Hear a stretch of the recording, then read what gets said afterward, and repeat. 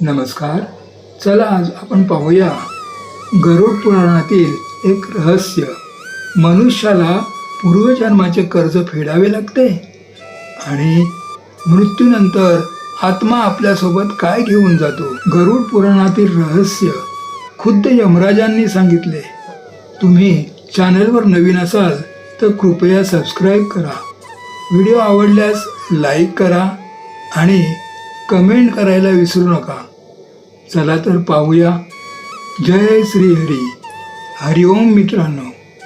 प्रिय मित्रांनो, गरुड राजाने सांगितले आहे की मनुष्य जसे कर्म करतो तसे त्याला त्याचे फळ मिळते. मनुष्याचे कर्मच त्याची खरी ओळख आहे. कारण एकाच नावाचे हजारो लोक असतात. काही लोक असा विचार करतात की जर त्यांच्याकडून चुकीचे कर्म झाले असेल तर ते आत्महत्या करून या दुःखातून सुटका मिळवू शकतील. पण त्यांना हे माहीत नसते की मनुष्याला किंवा कोणत्याही प्राण्याला आपल्या कर्माचे फळ भोगावेच लागते. आजची कथा याच सत्यावर आधारित आहे. एका वेळी एक पर्वताच्या शिखरावर गरुड पक्षी आपल्या पत्नीसोबत राहत होता. त्याच्या पत्नीने विचारले, स्वामी, मनुष्याला पूर्वजन्माचे कर्ज फेडावे लागते का? आणि मृत्यूनंतर आत्मा आपल्यासोबत काय घेऊन जातो? होय प्रिये, तू विचारलेले दोन्ही प्रश्न माणसाला ज्ञान देणारे आहेत. नक्कीच तुझ्या दोन्ही प्रश्नांची उत्तरे देईन. त्यातील पहिला प्रश्न, मनुष्याला पूर्वजन्माचे कर्ज फेडावे लागते का? गरुडाने एका कथेच्या माध्यमातून याचे उत्तर दिले. समयतीन ब्राह्मण आणि कर्माचे फळ. खूप वर्षापूर्वी गोलमपूर नावाच्या एका नगरात समयदीन नावाचा एक ब्राह्मण आपल्या वंदिता नावाच्या पत्नीसोबत राहत असे. सुरुवातीला समयदीन अत्यंत गरीब पण खूप मेहनती, समाधानी आणि देवावर श्रद्धा ठेवणारा होता. तो आलेल्या पाहुण्यांची आणि साधू संतांची मनापासून सेवा करायचा. त्याच्या या मेहनतीमुळे आणि चांगल्या स्वभावामुळे हळूहळू त्याच्या घरात लक्ष्मी आली आणि तो श्रीमंत झाला. श्रीमंती आणि लोभाचा प्रवेश. पैसा जसा वाढला तसा समयदीनच्या मनात लोभ निर्माण झाला. आता त्याला अधिकाधिक धन हवे होते. एके दिवशी संध्याकाळी त्याच्या दारावर एक साधू महाराज आले. ते हरिद्वारला चालले होते. समयदीनने त्यांना आपल्या घरी आश्रय दिला आणि त्यांचे उत्तम स्वागत केले. गप्पांच्या ओघात साधू महाराजांनी सांगितले की त्यांच्याकडे असलेली लाठी आतून पोकळ आहे आणि त्यात त्यांनी प्रवासासाठी 1000 सोन्याच्या मुद्रा म्हणजेच मोहरा लपून ठेवल्या आहेत. सोन्याची चोरी. ही गोष्ट ऐकून समयतीन आणि त्याच्या पत्नीच्या मनात पाप आले. रात्री जेव्हा साधू महाराज गाढ झोपले होते तेव्हा समयतीनने हळूच ती लाठी उघडली. त्यातील सोन्याच्या मोहरा काढून घेतल्या आणि त्याऐवजी तिथे लोखंडी खिळे आणि नाणी भरून लाठी पुन्हा बंद केली.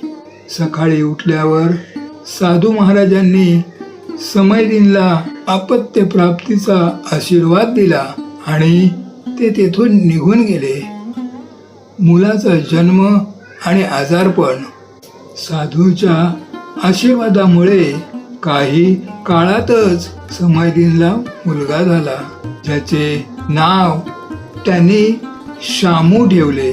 शामू दिसायला खूप तेजस्वी आणि स्वभावाने धार्मिक होता. पण जेव्हा शामू 20 वर्षाचा झाला तेव्हा तो अचानक एका गंभीर आजाराने ग्रासला गेला.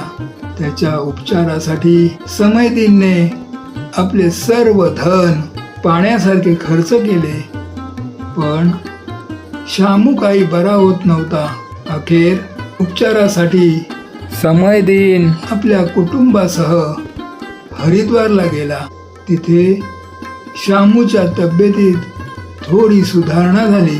एके दिवशी शामू एका जुन्या धर्मशाळेजवळ गेला, जिथे तोच साधू महाराज ज्यांची लाठी समयदीनने चोरली होती, तोच साधू वृद्ध अवस्थेत आणि दुःखात बसले होते. त्यांचा व्यापार बुडाला होता आणि त्यांच्यावर कर्ज झाले होते. ते आत्महत्येचा विचार करीत होते. शामूला हे पाहवले नाही. तो धावतच घरी आला आणि त्याने त्यांच्या आईवडिलांनी लपवून ठेवलेली ती सोन्याच्या मोहरांची पिशवी शोधून काढली. समयदीनला काही कळायच्या आत शामूने त्या 1000 सोन्याच्या मोहरा त्या वृद्ध साधू महाराजांना नेऊन दिल्या. त्या मोहरा मिळताच साधू महाराजांचे संकट टळले. ज्या क्षणी शामूने त्या मोहरा साधू महाराजांना परत केल्या, त्याच क्षणी शामूचे कर्माचे ऋण फिटले. पण नियतीचा खेळ असा की शामूचा जन्म केवळ त्या कर्जाची परतफेड करण्यासाठी झाला होता. कर्ज फेडताच शामूने तिथेच आपले प्राण त्यागले. समयदीन आणि त्याच्या पत्नीला आपल्या जुन्या पापांची जाणीव झाली. त्यांनी साधूचा विश्वासघात करून जे धन मिळवले होते ते मुलाच्या आजारपणात आणि मृत्यूत नष्ट झाले. समयदीन आणि वंदिता हे दोघेही पुत्राच्या विरहाने दुःखी होऊन मृत्यू पावले. यमराजाच्या दरबारात शामूला, जो पूर्वी एक पवित्र आत्मा होता, स्वर्ग मिळाला. पण समयदीन आणि त्यांच्या पत्नीला त्यांच्या लोभामुळे आणि चोरीमुळे नरकाच्या यातना भोगावे लागले आणि पुढच्या जन्मी त्यांना अत्यंत कष्टाचे जीवन मिळाले. या कथेवरून असे समजते की मनुष्य कितीही लपवून पाप करत असला तरी कर्म त्याचा पाठलाग सोडत नाही. आपण घेतलेले कर्ज किंवा केलेले पाप या जन्मी नाही तर पुढच्या जन्मी तरी फेडावेच लागते. आता तुझ्या दुसऱ्या प्रश्नाचे उत्तर आहे. गरुड पुढे म्हणाले, जेव्हा एखादा प्राणी किंवा मनुष्य आपला देह त्याग करतो तेव्हा त्याचे शरीर पंचतत्वात विलीन होते. मात्र सूक्ष्म शरीर म्हणजेच आत्मा आपल्यासोबत 5 अत्यंत महत्त्वाच्या गोष्टी घेऊन दुसऱ्या जन्माकडे प्रवास करतो. त्या गोष्टी खालीलप्रमाणे आहेत. 1. वासना. मनुष्य आपल्या संपूर्ण आयुष्यात ज्या गोष्टींचा उपभोग घेतो किंवा ज्या पूर्ण न झालेल्या इच्छा मनात ठेवतो त्या सर्व वासना म्हणून आत्म्याला चिकटलेल्या असतात. समजा एखाद्याला अन्नाची किंवा संपत्तीची खूप ओढ असेल आणि ती इच्छा अपूर्ण राहिली तर ती ओढ त्याला पुढील जन्मातही विशिष्ट परिस्थितीकडे खेचून नेते. 2. कर्म. आपण आपल्या जीवनात केलेली चांगली म्हणजेच पुण्य आणि वाईट म्हणजेच पाप कर्मे आपल्यासोबत सावलीसारखी येतात. ही कर्मे कधीही नष्ट होत नाहीत. आपण कोणाचे चांगले केले असेल तर त्याचे सुख आणि कोणाचे मन दुखावले असेल तर त्याचे दुःख आपल्याला पुढील जन्मात भोगावे लागते. कर्माचा हिशोब पूर्ण झाल्याशिवाय आत्मा मुक्त होत नाही. 3. ज्ञान. तुम्ही या जन्मात जे काही आध्यात्मिक ज्ञान किंवा विवेक मिळवला आहे तो वाया जात नाही. एखाद्या व्यक्तीला लहानपणीच एखाद्या विषयात खूप गती असते. त्याचे कारण म्हणजे मागील जन्मातील ज्ञानाची शिदोरी त्याच्यासोबत आलेली असते. संस्कार आणि बुद्धीचे तेज आत्म्यासोबत पुढच्या प्रवासात कायम राहते. 4. कर्ज. गरुड राजाने सांगितल्याप्रमाणे कर्ज ही सर्वात मोठी गोष्ट आहे जी मृत्यूनंतरही पाठ सोडत नाही.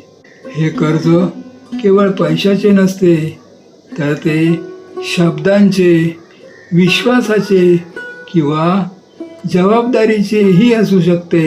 जर तुम्ही कोणाला फसवले असाल किंवा कोणाचे देणे थकवले असेल तर पुढच्या जन्मात तुम्हाला ते व्याजासह परत करावे लागते.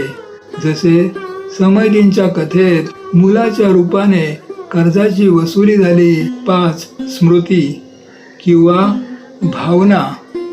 माणसाच्या मनावर उमटलेले खोल ठसे किंवा संस्कार त्याच्यासोबतच जातात. म्हणूनच मृत्यूच्या वेळी मनुष्याचे विचार जसे असतात तशीच त्याची पुढची गती ठरते. असे म्हटले जाते, जर मृत्यूच्या वेळी मनात देवाचे नाव किंवा शांतता असेल तर पुढचा प्रवास सुखकर होतो. थोडक्यात सांगायचे तर मृत्यूनंतर आपण कमावलेली संपत्ती, नाती आणि शरीर इथेच राहते. सोबत फक्त आपण केलेले आचरण आणि कर्ज घेऊन जातो. म्हणूनच संतांनी सांगितले आहे की आयुष्य जगताना कोणाचेही देणे ठेवू नका आणि शक्य तितकी चांगली कर्मे करा. ही कथा आवडल्यास लाईक करा. चॅनलवर नवीन असाल तर आपल्या भाविक भक्तिमय या चॅनलला सबस्क्राईब करा आणि कमेंटमध्ये हरिओम लिहायला विसरू नका. धन्यवाद.